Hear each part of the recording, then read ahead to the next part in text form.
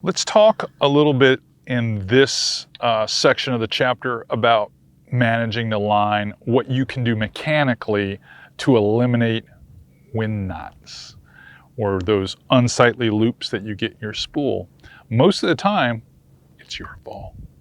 It's your fault.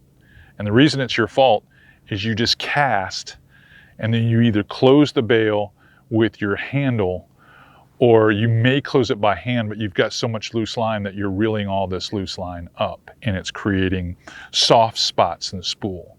How do you eliminate that? Well, there's two ways. One is you feather with your index finger, and two, you cup it with your opposite hand. So I'm going to show you how to do both methods, and they both work fine. And what it'll do, it'll keep that line from laying over in the water and it'll straighten it out. Does it cost you a tad of casting distance? Yeah, it does. But just get closer to the target and you'll be fine. You'll still be able to make a nice, accurate cast. This is the closest you're ever going to get to throwing a bait caster. Trust me when I tell you, accuracy-wise. So let's hit it. All right, so we're going to start off with using your index finger as a way or method of feathering the line, stopping it, slowing it down, and straightening it up. It's a very simple way to do it. I always put the roller bearing right here at the top so that the line is closest to the blank. I open the bail and then I'm going to make my cast. Watch this index finger after I make my cast. Close it by hand, line's perfectly straightened out. It's that easy.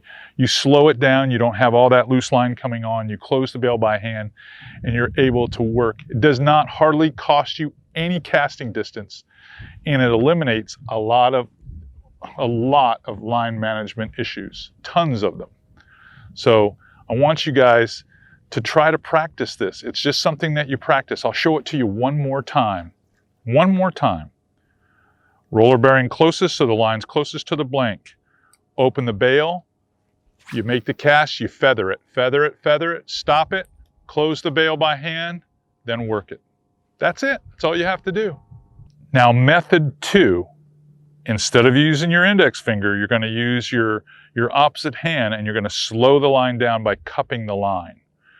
So again, you do the same thing. You bring the line closest to the blank, you open the spool, open the bail, and then you slow it down by cupping, and then you're right back where you started. You eliminate that loose line that would have blown all out to the left, and you're able to work the bait. Immediately work the bait too, because you're not reeling up all that loose line. It's so easy to do. And that cupping method is perfect for, someone who's not used to reaching further up the rod to use their index finger.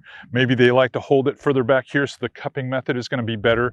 Maybe it's a lady angler whose hands are smaller, or, a young child just trying to learn, you're trying to teach them some stuff.